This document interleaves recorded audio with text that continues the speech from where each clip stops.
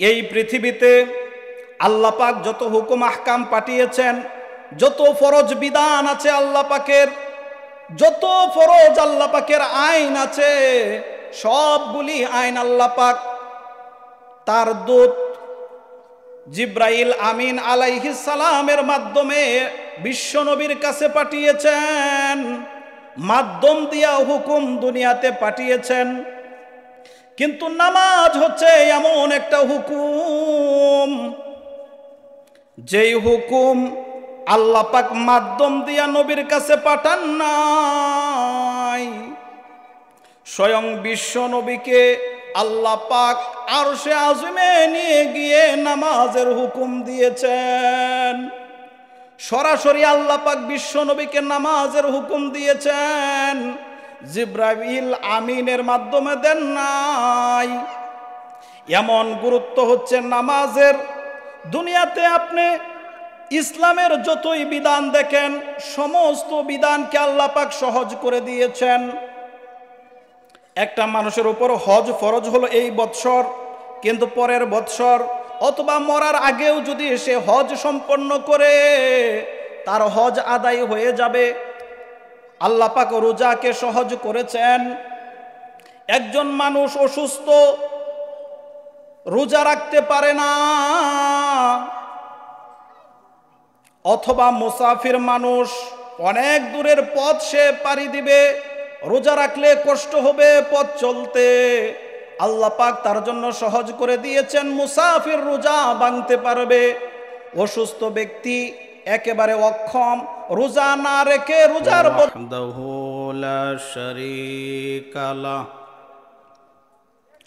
ونشهد أن سيدنا ومولانا محمدا عبده ورسوله أرسله بالحق بشيرا ونذيرا وداعيا إلى الله بإذنه وسراجا وقمرا منيرا. أما بعد فقد قال الله تعالى في كلامه المجيد وفي فرقانه الحميد. أعوذ بالله من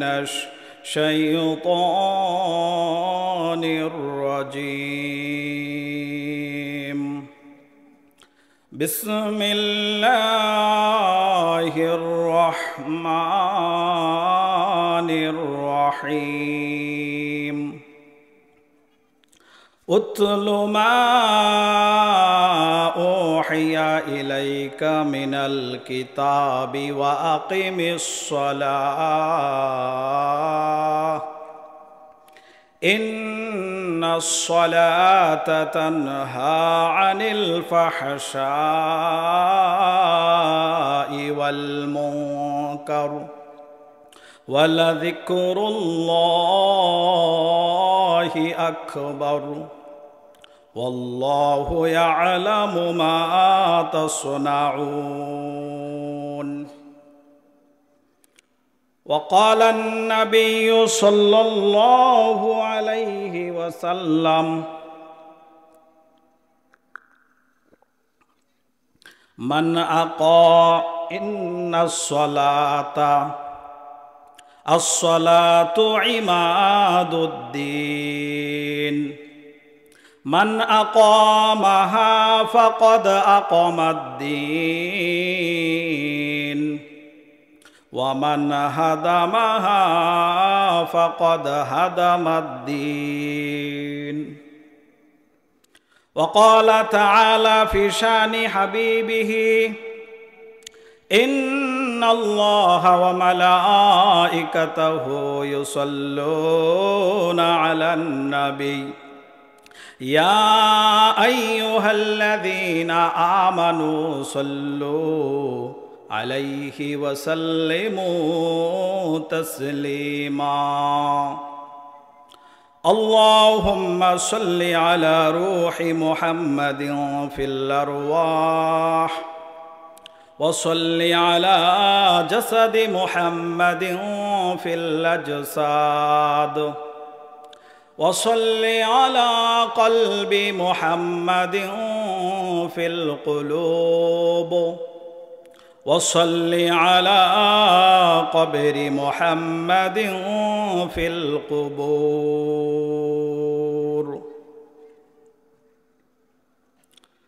তাহফিজুল কোরআন আদর্শ মাদ্রাসা বিষ্ণুরামপুর পূর্বপাড়া ফুলবাড়িয়া এর উদ্যোগে আয়োজিত আজকের এই ইসলামী মহাসম্মেলনের সম্মানিত সভাপতি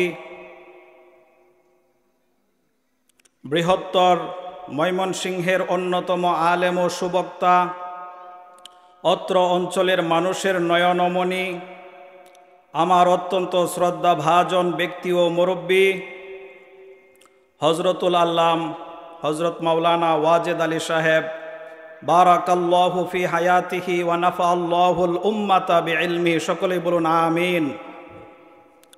আজকের মাহফিলের সম্মানিত প্রধান মেহমান আমন্ত্রিত হজরত উলামায়ে কেরাম,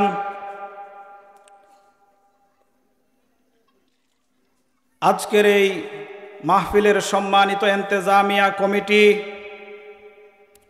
বিশেষ করে অত্র মাদ্রাসার সম্মানিত মুহতামিম সাহেব, সভাপতি ও সেক্রেটারি সাহেব, আমি জিনাদের কাছের মানুষ হওয়া সত্ত্বেও আজকের এই মাহফিলের জন্য তিনারা সশরীরে আমার মসজিদে গিয়ে আমার সাথে সাক্ষাৎ করে এবং বিশেষভাবে আজকের এই মাহফিলের দাওয়াত করে আমাকে, আল্লাহ পাক তিনাদেরকে জাযায়ে খায়ের দান করুক, সকলেই বলুন আমিন। সম্মানিত ইসলাম প্রিয় তৌহিদি জনতা, মাইকের আওয়াজ যত দূর পৌঁছাচ্ছে পর্দার অন্তরাল থেকে, আজকের এই মাহফিলের সম্মানিত শ্রোতা মা এবং বোনেরা, আল্লাহ ও আল্লাহর রাসূলের আলোচনা, কোরআন ও সুন্নাহর বাণী, ইসলামের কথা শোনার জন্যে, দুনিয়ার জীবনে শান্তি, পরকালীন জীবনে মুক্তি লাভের পথ সন্ধানের জন্য যেই মহান রাব্বুল আলামিন আমাদেরকে এই জান্নাতের বাগানে কোরআনের মাজলিসে বসার তৌফিক দান করেছেন, আল্লাহ পাকের দেয়া এই নিয়ামত আপনি আমি পেয়ে খুশি নাকি বেজার? একটু জোরে বলেন, খুশি না বেজার? যদি খুশি হয়ে থাকি তাহলে আল্লাহ পাকের কালিমাতুশ শুকর সকলে আদায় করুন, উচ্চস্বরে বলুন আলহামদুলিল্লাহ। আমার সাথে বলুন রব্বানা লাকাল হামদ হামদান কাসীরান তাইয়িবান মুবারাকান ফীহি। আমরা প্রশংসা করলাম কার? সব সময় প্রশংসা করতে হবে কার? আল্লাহ পাকের প্রশংসা করলে লাভ হবে কার? বলেন, লাভ কার? আমাদের লাভ। আর যদি আমরা প্রশংসা না করি তাহলে ক্ষতি হবে কার? ক্ষতি কার? আমাদেরই। প্রশংসা করলেও আল্লাহর লাভ লসের হিসাব নাই, আর আমরা যদি প্রশংসা নাও করি তবু আল্লাহ পাকের কোনো ক্ষতি নাই। কিন্তু প্রশংসা যদি করি তাহলে আমাদেরই লাভ। কি লাভ? আল্লাহ পাক পবিত্র কোরআনুল কারীমের মধ্যে সূরাতুল ইব্রাহিমের মধ্যে, পবিত্র কোরআনের 13তম পারার 15 নম্বর পৃষ্ঠায় আল্লাহ পাক বলেন, লাইন শাকারতুম লাযীদান্নাকুম ওয়া লাইন কাফারতুম ইন্না আযাবি লাশাদীদ। আল্লাহ পাক রব্বুল আলামিন বলেন, যদি তোমরা আমার শুকরিয়া আদায় করো, আমি আল্লাহর নিয়ামত পাওয়ার পরে যদি তোমরা কৃতজ্ঞ হও, তাহলে আমি আল্লাহ পাক তোমাদের জন্য বাড়িয়ে দিব।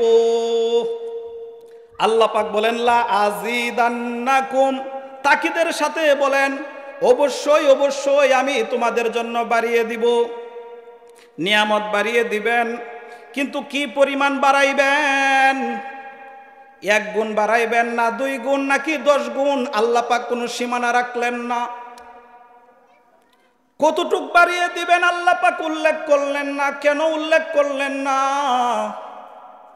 কারণ বান্দারে, নিয়ামতের শুকরিয়া আদায় করার গুরুত্ব যে কত বেশি এটা তুমি অনুধাবন করো। আর আল্লাহ পাক এমন মালিক যার কাছে অভাব বলতে কিচ্ছু নাই। দুনিয়ার মেম্বার চেয়ারম্যান হওয়ার প্রার্থী হয়, চেয়ারম্যান হওয়ার তার আশা থেকে যায়। যে ইউনিয়নের চেয়ারম্যান হয়, উপজেলার মেম্বার হওয়ার, মেয়র হওয়ার আশা থেকে যায়। একজন এমপির আশা থেকে যায় মন্ত্রী হওয়ার। প্রত্যেকটা মানুষেরই কিছু না কিছু আশা থেকেই যায়, কিছু না কিছু অভাব তার আছেই, অভাব মুক্ত কেউ নয়। এজন্য দুনিয়ার মানুষ যদি কাউকে দেয় তাহলে সে বুঝে শুনে দেয়, তার কাছে যেন ঘাটতি না পড়ে যায়, কমে না যায়। কিন্তু আল্লাহ তো কাছে দেওয়া যাবে না, এটা আওয়াজ তো হইতেছে, দূরে রাখেন।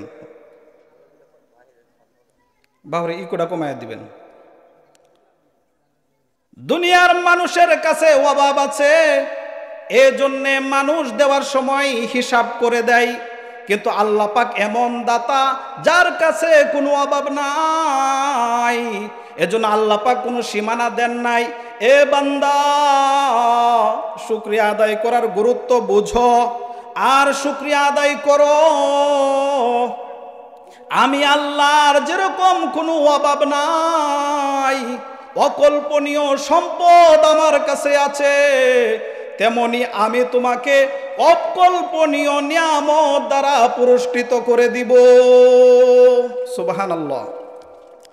আর যদি শুকরিয়া না আদায় করো, অকৃতজ্ঞ হও, ওয়ালা ইন কাফারতুম ইন্না আযাবি লাশাদীদ, তাহলে জেনে রাখো আমার পাকড়াও, আমার শাস্তি বড় ভয়ানক শাস্তি। এ বান্দা, যদি অকৃতজ্ঞ হও, যে নিয়ামত আমি তোমাকে দিয়েছি সেই নিয়ামত চিনাইয়া নিতে আমার সময় লাগবে না। নিয়ামতের শুকরিয়া আদায় না করলে নিয়ামত হারিয়ে ফেলবেন। আমি বাস্তব উদাহরণ দেই। আমি যে এলাকার মানুষ, আমার বাড়ির পাশেই চীনামাটির পাহাড় আছে, সাদামাটির পাহাড়। এই সাদামাটি হচ্ছে আপনার সিরামিক্সের কাঁচামাল, সিরামিক্সের পণ্য এই সাদামাটি দিয়ে তৈরি করা হয়। তো এক সময় অনেক মানুষ সেখানে জীবিকা নির্বাহ করত। সোমেশ্বরী নদী দিয়ে যেহেতু ব্রিজ হয় নাই, এজন্য কয়েক মাইল রাস্তা ঠেলাগাড়িতে করে মানুষ এটা সোমেশ্বরী নদীর ঘাটে আনতো। সেখান থেকে সোমেশ্বরী নদী আবার বিরিশিরির ঘাটে নিয়ে যেত।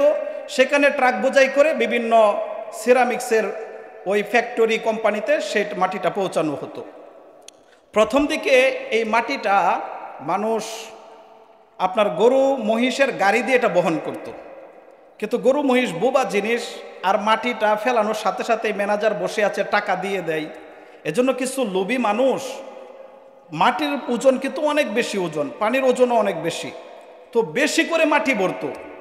আর সারাদিন টাকা পাওয়ার আশায় এই গরুর ঘাস পানি দানা পানি দেওয়া হয় নাই, একের পর এক খেপ দিতেই থাকতো। তো বোবা জিনিসগুলি তো আর বলতে পারতো না। তো এইভাবে যখন এই গরু মহিষের উপর মানুষ জুলুম করে, তো এক পর্যায়ে দেখা গেল কিভাবে জানি অলৌকিকভাবেই গরু মহিষের গাড়িটা উঠে গেছে।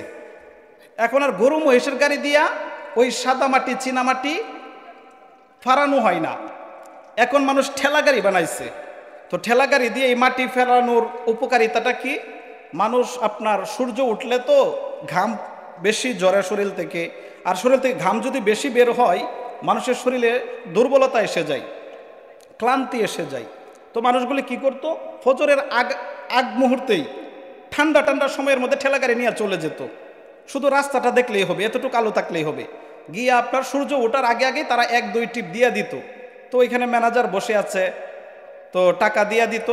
ওই টাকা নিয়া তারা সারাদিন যা বাজার সদাই করার কইরাও টাকা থাকতো, মাথার চুল চিরুনি কইরা ইন্ডিয়ার ডিঙ্কের রেডিও পাওয়া যেত, যেহেতু আমার বাড়ির সীমান্তে ইন্ডিয়ার অনেক জিনিস পাওয়া যায়। তো কেউ ডিঙ্কের রেডিওতে ফুল ভলিউম দিয়া হিন্দি গান শুনতো, কেউ চুল চিরুনি করে দুবরা গাছের উপর বসে সারাদিন তাস খেলতো। কামাই তো আছে, যদি টাকা হাইরালাই তাহলে আবার ঠেলা গাড়ি নিয়ে চলে যাবো। তো এই যে একটা মানুষ সদ উপায়ে কামাই রোজগার করার যে একটা ভালো ব্যবস্থা ছিল, এখানে মানুষকে এটারে ভালোভাবে নিছে, শুকরিয়া আদায় করা উচিত ছিল, নামাজ পড়ার কথা ছিল, ঠিক মতো দান সৎকা করার কথা ছিল, কিন্তু সেইগুলি না কইরা তারা আল্লাহ বিমুখ জুয়াতে জড়িত হয়ে গেছে। তো কিছুদিন পরে কি হইল, স্থানীয় যে এমপি সাহেব আছে আমার বাড়ির পাশেই, তিনার শ্বশুর বাড়ি, তিনি দেখলেন বাহ এখানে তো ভালো ইনকাম হয়, মাটিটা ওই ঘাটে নেওয়ার সাথে সাথেই মানুষ কি করে ওই টাকাটা হাতে পেয়ে ফেলে, তো আমি যদি কয়েকটা লরি ট্রাক এখানে দিয়ে দিতে পারি তাহলে তো ভালোই টাকা ইনকাম হবে।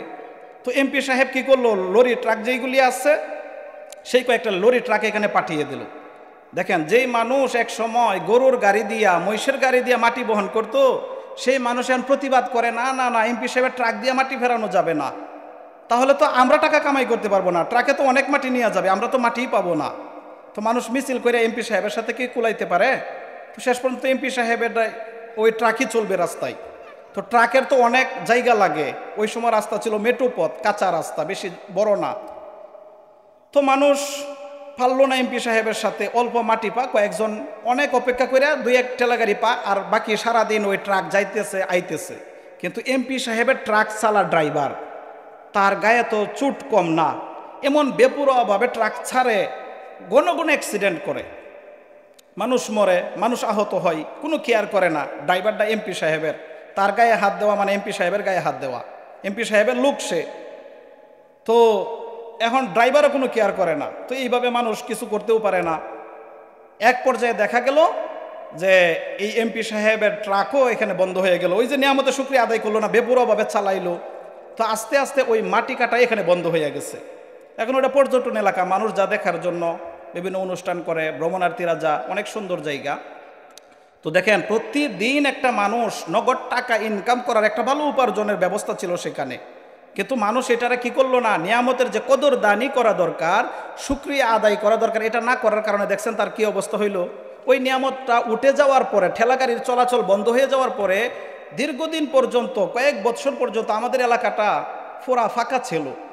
বাড়িতে ছেলে মেয়েদের ওই কলরোল শুনতে পাইতাম না, মাঠে যখন খেলতে যাইতাম খেলার সাথী পাইতাম না, সবাই ওই যে ইনকাম বন্ধ হয়ে গেছে, এখন শহরমুখী, গ্রামের বাড়িঘর ফাঁকা করে সবাই এখন ঢাকা শহর গার্মেন্টস বা বিভিন্ন কর্মের জন্য ওই গ্রাম ছেড়ে এখন ঢাকায় চলে আসতেছে।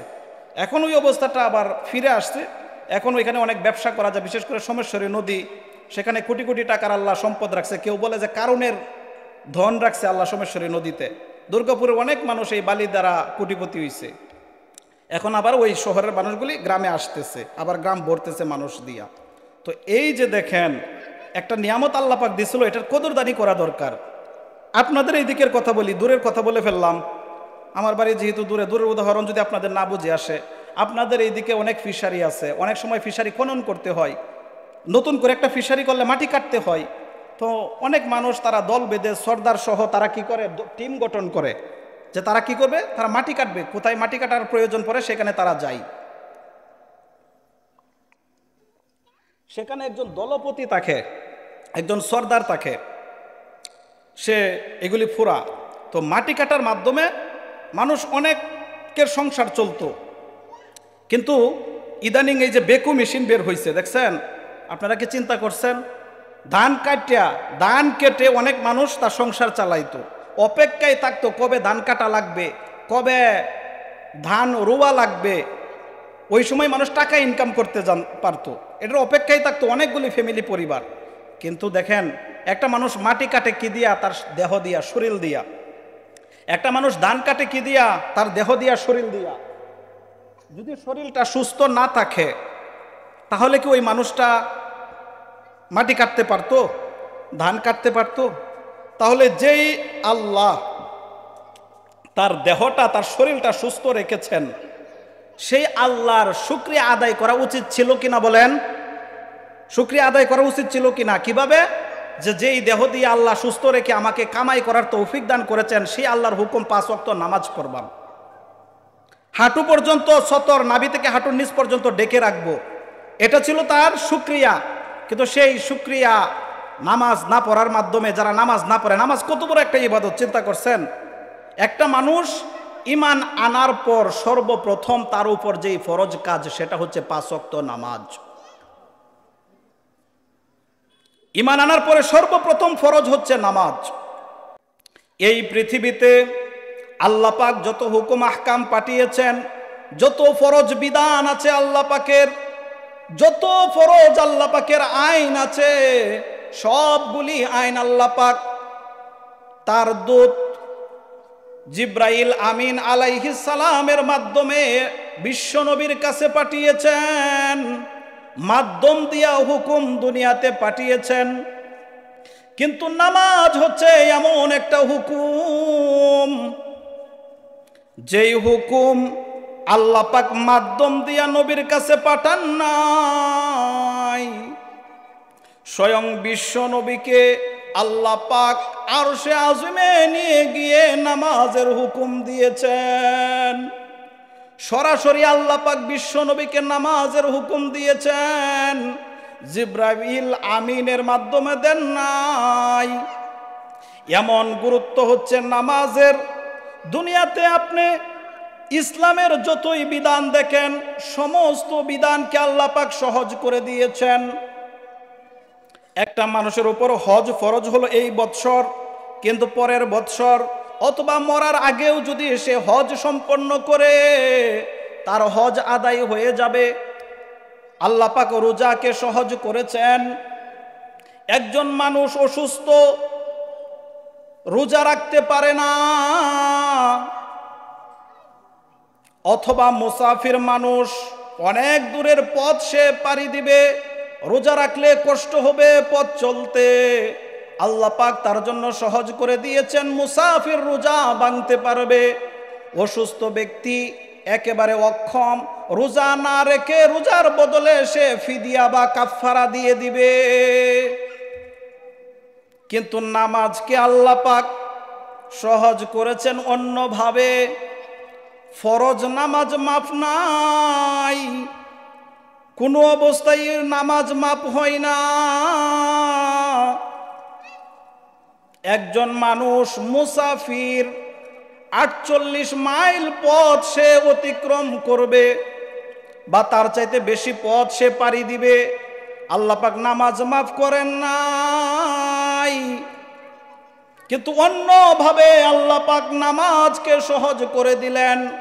মুসাফির ব্যক্তির 4 রাকাত নামাজ সে 2 রাকাত পড়ে নিবে, আর 2 রাকাত তার আদায় করতে হবে না। নামাজ মাপ হয় না। অসুস্থ ব্যক্তি, শরীর দুর্বল, দাঁড়াইয়া নামাজ পড়তে পারে না, নামাজ মাপ নাই, বসে নামাজ আদায় করবে। বসে নামাজ আদায় করার একটা নিয়ম ইসলামে আছে, কিন্তু এটা একটা এখন ফ্যাশন হয়ে গেছে। দেখেন, আমাদের প্রিয় নবী সাল্লাল্লাহু আলাইহি ওয়াসাল্লাম ইন্তেকালের আগ মুহূর্তে যখন তিনি অসুস্থ হয়ে গেলেন, তখন তিনি 2 জন সাহাবীর কাঁধে ভর দিয়ে পাগুলি মাটিতে হেসরাইয়া মসজিদে এসে বিশ্ব নবী মাটিতে বসে নামাজ আদায় করলেন। ওই সময় কি চেয়ার ছিল না আপনারা মনে করেন? ওই সময় চেয়ারের যুগ ছিল না। ওই সময় তো রোমান, কাইসার, কেসরা বাদশাগুলি স্বর্ণের তৈরি চেয়ারের মধ্যে বসতো ওরা। তাহলে বিশ্ব নবীর জন্য কি কোনো চেয়ারের ব্যবস্থা ছিল না? কিন্তু নবীজি তো চেয়ারে বসে নামাজ আদায় করেন নাই, বিশ্বনবী মাটিতে বসে নামাজ আদায় করেছেন। আপনি দাঁড়িয়ে নামাজ পড়তে পারেন না, সারা দুনিয়ার কাজ করতে পারে, কিন্তু নামাজের সময় তার চেয়ার লাগে। মসজিদে এসছেন, পায়ে হেঁটে আসছেন, মসজিদে এসেই চেয়ার খুঁজে নামাজ পড়ার জন্য। আরে বসে নামাজ আদায় করলে নাক কপাল মাটিতে লাগাইয়া আল্লাহর কুদরতি কদমে একটা সেজদা দেওয়ার মাধ্যমে যে তৃপ্তিটা আছে, চেয়ারে বৈশা নাক কপাল মাটিতে না লাগালে এই তৃপ্তি পাইবেন কোথায়? আপনি যে আসামি, আল্লাহর গোলাম, চেয়ারে বৈশা থাকলে এটা আপনার মধ্যে আসবে কিভাবে? বিনয়টা আসবে কিভাবে? অনেক মানুষ আছে যারা চেয়ারে বসে নামাজ পড়ে, ওরা নিজের ভিতরে অহংকার ফকরের কারণেই চেয়ারে বসে নামাজ পড়ে, মাটিতে বসে নামাজ পড়তে ওরা লজ্জা পা, মানুষের লজ্জা পা, যে আমার দুর্বল মনে করব, আমার সাধারণ মনে করব, আমি তো সাধারণ না, আমি একজন অসাধারণ ব্যক্তি, এরকম তাকাব্বুরের কারণেই অনেকগুলি মানুষ চেয়ারে বসে নামাজ পড়ে। বলতেছিলাম, কোনো মানুষ যদি দাঁড়াইয়া নামাজ না পড়তে পারে বসে নামাজ পড়বে। একজন মানুষ বসে নামাজ পড়তে পারে না, তবু নামাজ মাপ হয় না। রোজা মুসাফির ভাঙতে পারে, রোজা অসুস্থ ব্যক্তি ভাঙতে পারে, কিন্তু নামাজ মাপ হয় না। বসে না নামাজ পড়তে পারলে শুয়ে শুয়ে নামাজ আদায় করবে। এমন অবস্থা হয়েছে, একটা মানুষ শুয়েও নামাজ পড়তে পারে না, তবু তার জন্য নামাজ মাপ হয় না। সে ইশারায় নামাজ আদায় করবে। একটা মানুষের কাপড় নাই, একটা মানুষ কিচ্ছু জানে না, নব মুসলিম, আলহামদুর সূরাও জানে না, সূরা না জানুক তারপরেও তার উপর নামাজ মাফ নাই। শুধু আল্লাহু আকবার বলেই সে নামাজ আদায় করবে আর নামাজের নিয়ম শিখতে থাকবে। নামাজ এমন ফরজ, একটা মানুষের চতর ডাকার মতো কাপড় আছে, এতটুকু কাপড় নিয়েই সে নামাজ আদায় করবে। একটা মানুষের চতর ডাকার মতো কাপড় নাই। আল্লাহর নবীর একজন সাহাবী ছিল, যার নাম হচ্ছে আব্দুল্লাহ আনসারী। আল্লাহর নবী মসজিদে নববীতে ইমামতি করেন, নবীর তেলাওয়াত কত সুন্দর, কত মধুর। সাহাবাই কেরাম নামাজের জন্য দৌড়ে আসেন। আল্লাহর নবীর জামাতে অনেক মুসল্লি, নিয়মিত একজন মুসল্লি আল্লাহর নবীর পিছনে নামাজ পড়েন, কিন্তু নামাজের টাইমে আসেন না। জামাত শুরু হয়ে গেলে দৌড়ে এসে জামাতে শামিল হয়। ভাইয়েরা আমার, দৌড়ে এসে জামাতে শামিল হওয়া এটা মাকরুহে তাহরিমি, নিষেধ। জামাত শুরু হয়ে গেছে, ইমাম সাহেব তাকবীরে উলা প্রথম তাকবীর দিয়া দিছে, অথবা ইমাম সাহেব সূরার সাথে কেরাত মিলিয়ে ফেলেছেন, রুকুতে চলে যাবেন, রুকুতে গিয়ে শরিক হইলে রাকাতটা ধরা যায়, রুকুর পরে আর রাকাত থাকে না, একটু দৌড় দিলেই রুকুতে ইমাম সাহেবকে পাই। না না না, শরীয়ত বলে দৌড় দিবেন না। যে অবস্থায় আসতেছেন আপনি সেই অবস্থায় আসেন। যতটুক রাকাত, কয় রাকাত ইমামের সাথে পাবেন সেটা ইমামের সাথে আদায় করে নেবেন, যেটা না পাবেন সেটা আপনি ইমাম সালাম ফেরানোর পরে একা আদায় করে নেবেন। তবু নামাজের সময় দৌড়ে আসবেন না, এটা নিষেধ, এটা ইসলামের সৌন্দর্য না, এটা নামাজের প্রতি আপনার গুরুত্ব না। যদি গুরুত্ব থাকে, তাকবীরে উলাই যদি ধরতে হয়, তাহলে আজানের সাথে সাথে চলে আসুন। নামাজের আগে যতক্ষণ সময় মসজিদে ওযু অবস্থায় আপনি বসে থাকবেন, আল্লাহ রাব্বুল আলামিন নফল নামাজ পড়ার সওয়াব আপনার আমল নামায় দিয়ে দিবেন। ভাইয়েরা আমার, বলতেছিলাম আব্দুল্লাহ আনসারী বিশ্ব নবীর সাহাবী, ইমাম আল্লাহর নবী নামাজে আসে লেট করে। একদিন আসলে কথা ছিল না না না, রেগুলারলি এরকম কাজ করে। সাহাবাই কেরাম তো বলেন আল্লাহর নবীর সাহাবী, তার মর্যাদা আছে। আরে সাহাবীর মর্যাদা কত! বড় পীর বলে যাকে জানি, আব্দুল কাদের জিলানী রাহমাতুল্লাহি আলাইকে একজন প্রশ্ন করেছিল, ও বড় পীর সাহেব, আপনি যে এত বেশি ইবাদত বন্দেগী করেন, আপনার মর্যাদা কি কোনো সাহাবীর সমান হবে নাকি? বড় পীর বলেছিলেন, কি বলো? আল্লাহর নবীর সবচাইতে ছোট যেই সাহাবী ছিল, আদনা যেই সাহাবী ছিল, সেই সাহাবী যে জিহাদের ময়দানে ঘোড়ায় সওয়ার হয়ে গিয়েছিল, সেই ঘোড়ার খুরের নিচের বালি কণার সমানও আমি আব্দুল কাদের জিলানী হইতে পারি নাই। নবীর সাহাবী, নবীর ছাত্র, তার অনেক সম্মান, তাকে প্রশ্ন করা যাবে না। সে মনে কষ্ট পাইলে বেজাল আছে, নবীর কাছে বলেন, ইয়া রাসূলুল্লাহ, আপনার সাহাবী আব্দুল্লাহ আনসারী প্রতিদিন জামাতে দেরি করে শরিক হয়, দেরি করে শরিক হইলে তো শেষ হইতো, কিন্তু নামাজের সালাম ফিরাইতে দেরি হয়। আব্দুল্লাহ আনসারী মসজিদ থেকে চলে যেতে দেরি করে না। মুনাফিক ব্যক্তি যে মসজিদে আসলে তার জ্বালা শুরু হয়ে যায়, বেশিক্ষণ সময় মসজিদে টিকতে পারে না। এজন্য মুমিনের আলামত জামাতের সাথে মসজিদে নামাজ পড়ে, মুনাফিকের আলামত বাড়িতে নামাজ পড়ে, কাফেরের আলামত যে নামাজ পড়ে না। আল্লাহর নবীর পরিষ্কার হাদিস, মান তারাকাস সালাতা ফাকাদ কাফারা, নামাজ যে ছেড়ে দিল সে কাফের হয়ে গেল। ভাইয়েরা আমার, বিশ্বনবীর কাছে সাহাবায়ে কেরাম কমপ্লেন করেছে। আল্লাহর নবী বলে ঠিক আছে, আমি নিজেই এখন থেকে লক্ষ্য করব, আমি নিজেই এখন থেকে দেখব। এবার আল্লাহর নবী অপেক্ষা করেন, আসরের নামাজের জামাতের সময় হয়ে গেছে, অনেক সময় চলে গেল, আব্দুল্লাহ আনসারী আসতেছে না।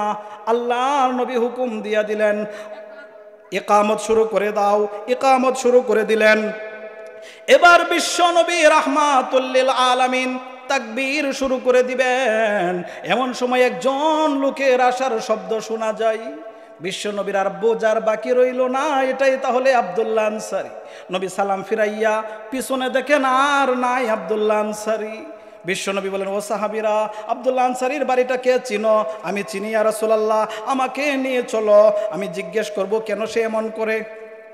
বিশ্বনবী বাড়িতে চলে গেলেন। আব্দুল্লাহ আনসারীর বাড়িতে গিয়ে অপেক্ষা করতেছেন, বাড়িতে প্রবেশ করেন না। আল্লাহর নবী সালাম দিয়েছেন, ইসলামের সৌন্দর্য, কারো বাড়িতে এইভাবে ঢোকা যাবে না, সালাম করবেন, এরপর অনুমতি নেবেন।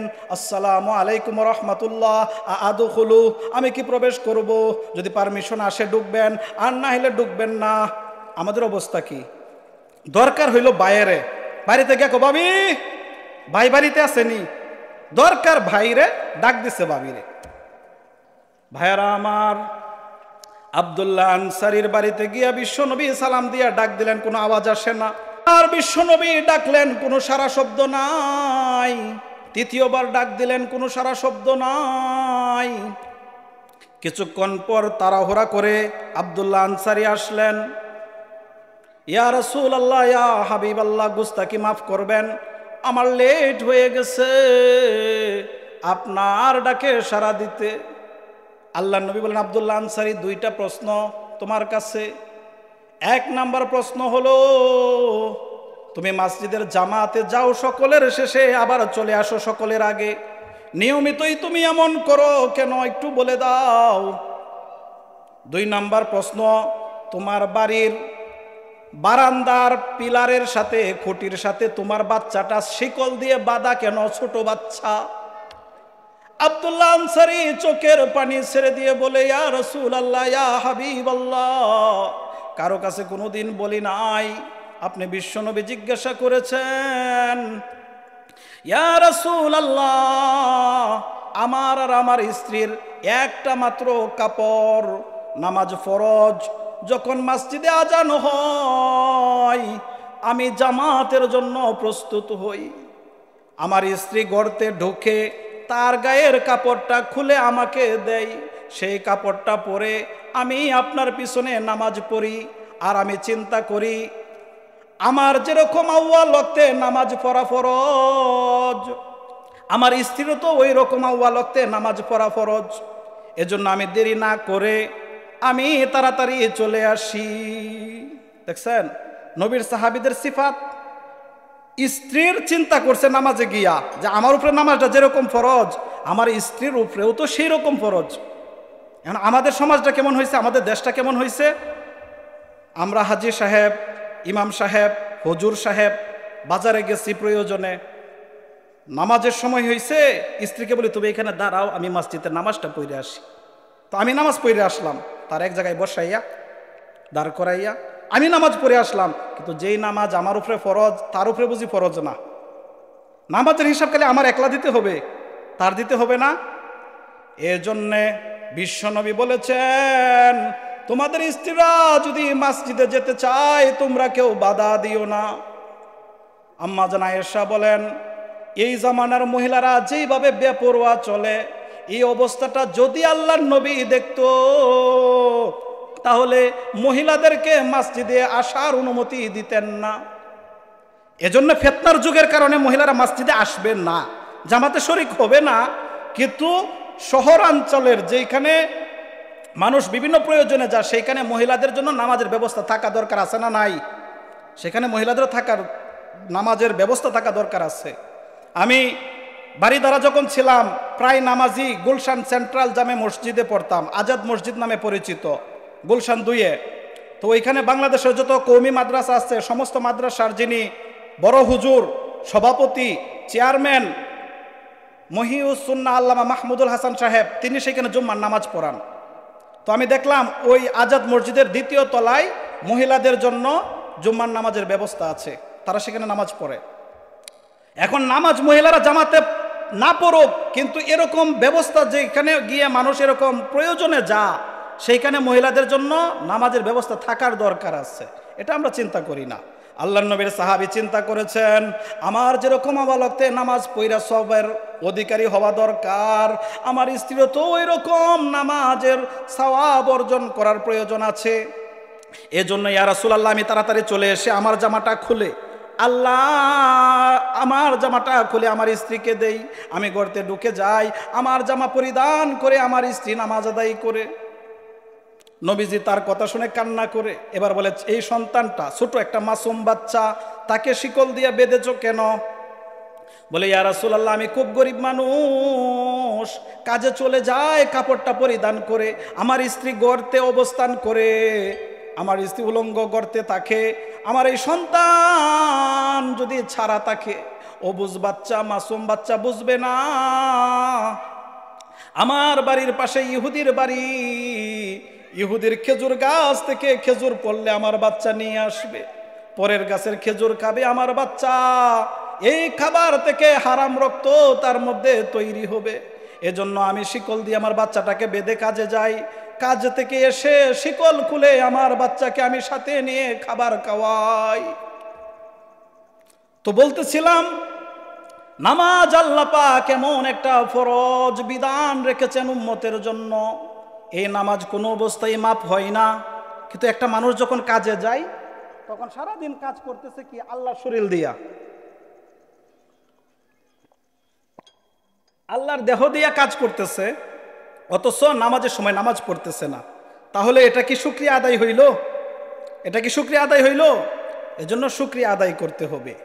কারণ আমরা কোন নবীর উম্মত বলেন? আমাদের নবী এই দিনের জন্য যেই কষ্ট করেছে সেই কষ্ট কি আর কোন নবী করেছে? হাজারো ব্যথা বেদনার পরে ফিরে আসনি তুমি আপন ঘরে, দিনের আলো তুমি ছড়িয়ে দিতে চলে গেলে মদিনায় মক্কা ছেড়ে। হে রাসূল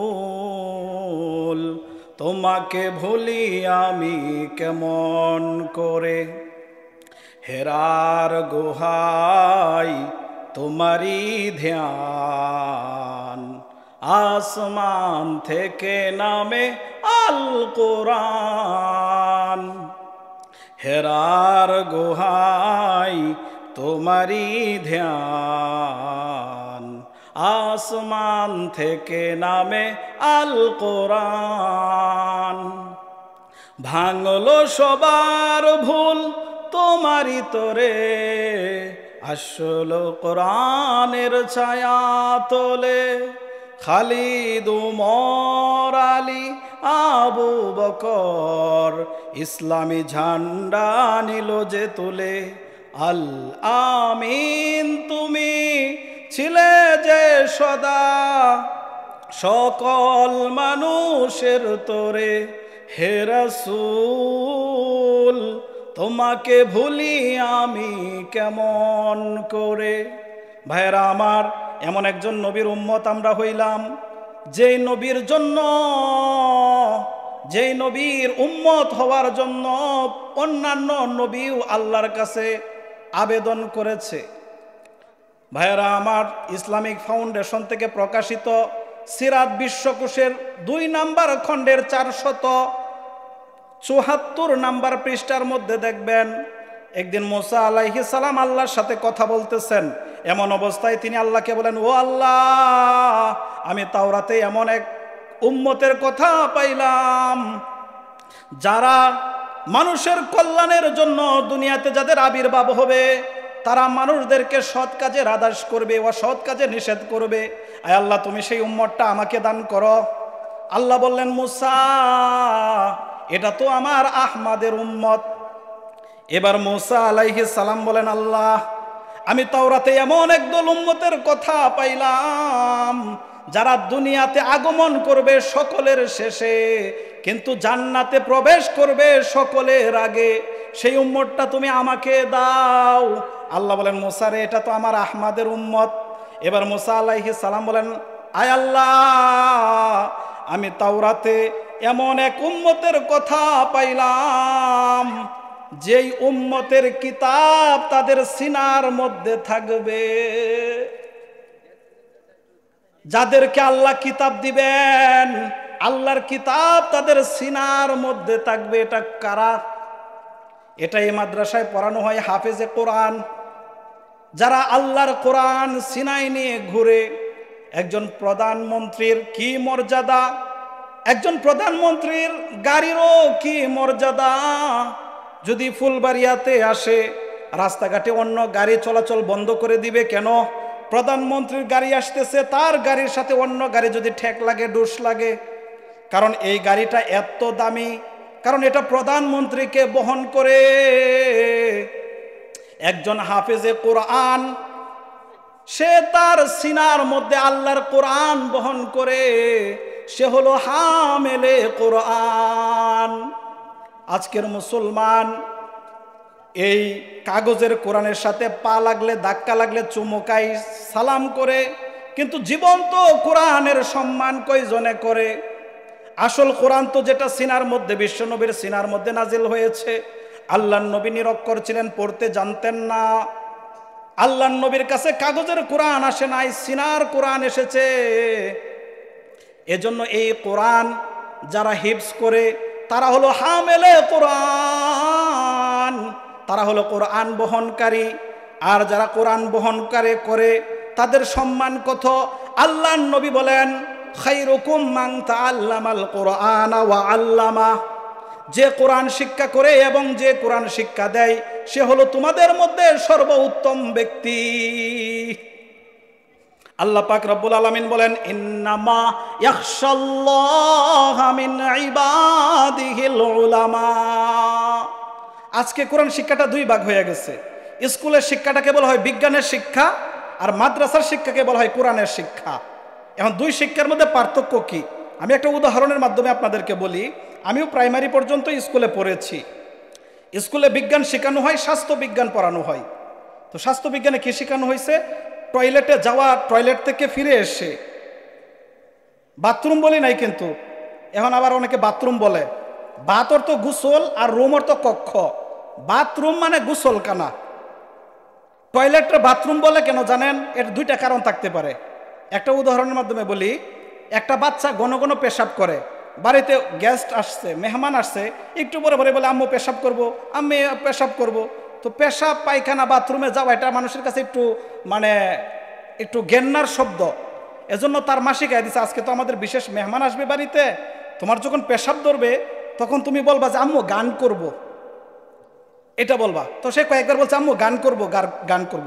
তো এক সময় তার মা কাজে ব্যস্ত হয়ে গেছে, তার মা নাই, ছোট বাচ্চা তো বুঝে না। সে বলতেছে আম্মু গান করব আমি, গান করব আমি। তো পাশে যে মেহমান আসছে অবাক হইয়া কয়, আরে ছোট বাচ্চা, ইয়া আবার গান করব? গান করার লাগে কান্না করতেছে। আচ্ছা ঠিক আছে, তুমি আমার কানে কানে একটু গান করো তো দেখি তুমি কেমন গান করতে পারো। তো কানের মধ্যে কি করে দিছে? পেশাব করে শুরু করে দিছে। তো মা কি করছিল? ওই যে পেশাব করব, পেশাব করব শব্দটা শুনতে খারাপ শোনা যায়, এজন্য কইছে গান করব। তো এই টয়লেট টাটকি এটা শুনতে খারাপ শোনা যায়, বাথরুম কোয়া শুরু করছে। যেহেতু কথাটা চলে আসছে, একটা মাসালাও বলে দেই। একটা কারণ বললাম যে ওই যে টয়লেট শব্দটা শুনতে খারাপ শোনা যায়, এজন্য বলে বাথরুম। দুই নম্বরটা হচ্ছে শহর অঞ্চলে যেখানে গোসল করে মানুষ, এটারই এক কোণার মধ্যে একটা কমেট বসাইয়া ওইখানে তারা পায়খানা করে। এজন্য যেহেতু অধিকাংশ জায়গায় গোসলখানা, এজন্য তারা বলে কি বাথরুমে যাব, মানে বাথরুমের ভিতরেই তাদের টয়লেটের ব্যবস্থা। এখন শুনেন, গ্রামেও এটা হয়ে যাইতেছে। যদি টয়লেট আর বাথরুম একসাথে অ্যাডজাস্ট থাকে, তাহলে এখানে আপনি অজু করলে বিসমিল্লাহ পড়তে পারবেন না। অজু মাঝখানে যে দোয়া আছে